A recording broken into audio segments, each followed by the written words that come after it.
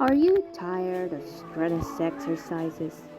Do you want to exercise but want to get rid of all that body pain? Do you want an exercise that can give you flexibility, balance, and other skills? Well, boy, I have the thing for you. It's called yoga. You want to try it? Let's go. So turn on your tunes and let's do some yoga. Here are the 10 basic poses that you can do as a yoga beginner. First pose of today is called a mountain pose. Yeah, that I don't think that's how the mountain pose works. But what you're gonna want to do is stand up straight. Then roll your shoulders back. Firm your thighs and put your hands on your shoulder. Beside you, or in a praying motion. You're gonna want to have to breathe in and breathe out and breathe in and breathe out. Breathing in, breathing out is very important for yoga. The mountain pose is also one of the first positions you learn in yoga, so it's good to learn it. Now, on to the next pose, number 2. The second pose is what you'd call the tree pose. This pose requires you to put a sole of your foot onto your inner thigh and put your hands in a praying motion. Now you're going to want to, breathe in and breathe out while you're doing this, so as with every other yoga pose. Then that kind of concludes the second yoga pose. On to the third one. The third pose is called Warrior 3. What you're going to want to do is you're going to lunge, right? Lunge, and then you're going to put your hands up, almost in a praying motion.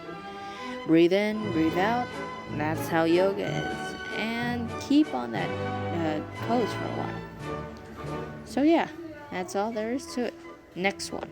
Coming in at number 4, we have, what's happening here? It looks like she's about to do a plank. They're about to do a plank. What is that? Oh, it's the downward dog. When I was doing this, the back of my knees really hurts. It felt like it was pulling the back of your knees. So if you kind of want the back of your knees to hurt and to have longer legs, I think this is kind of the, solution to that problem. What you're going to want to do is plant your feet down in the ground and do this. So that's about it. Up next, we got the pose that is quite easy. You're going to stand there. Now I'm stretching my back a little bit.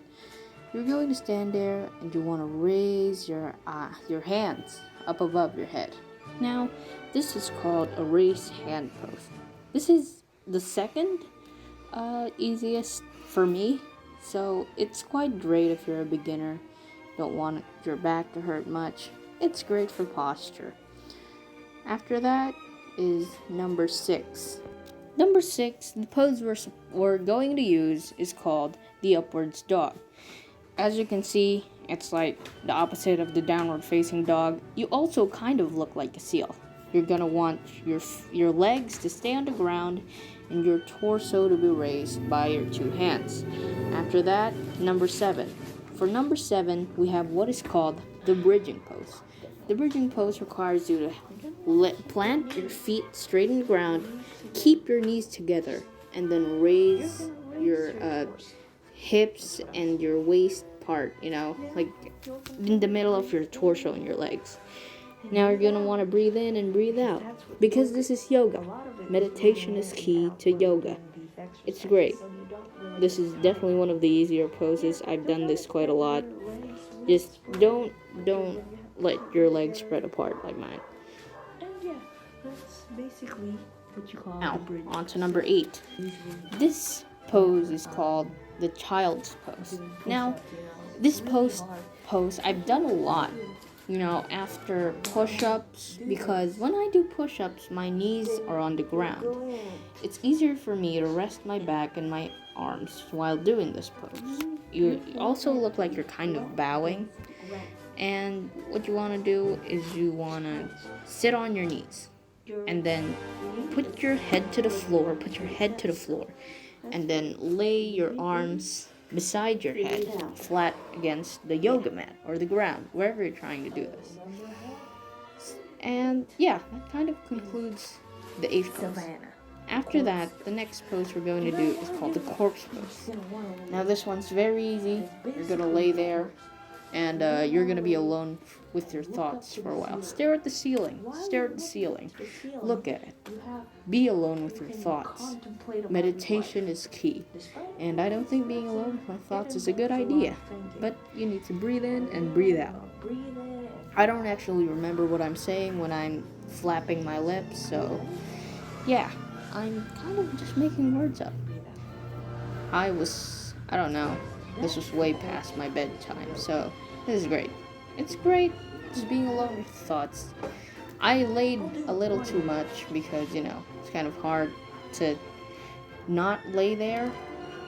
And yeah, that concludes the 9th pose. Just kidding, it seems like we have to do one more. Now this pose is quite hard. This last pose is called the seated forward fold. What you're going to want to do is to lay your legs and they need to be together. And you're going to bend down until your chest reaches your knees. And I can't do that because when I do that, the back of my knees hurt and my back also hurts.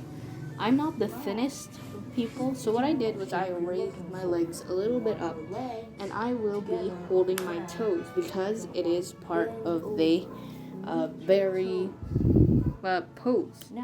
So this is the last pose. It's quite difficult if you're not flexible. It kind of just hurts your knees also because it really requires your legs to stay down.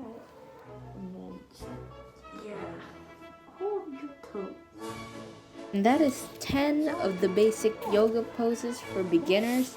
I've found some online, I've found some in my mappy book, and all I can say is yoga's pretty great if you really want to be flexible but kind of avoid the strenuous exercises you need. It takes a lot of stretching, it takes a lot of flexibility, but once you get there, it's quite relaxing and meditating, and you get to be alone with your thoughts for a while. So that's great. I don't really know what I'm saying here, but that's it. Bye-bye!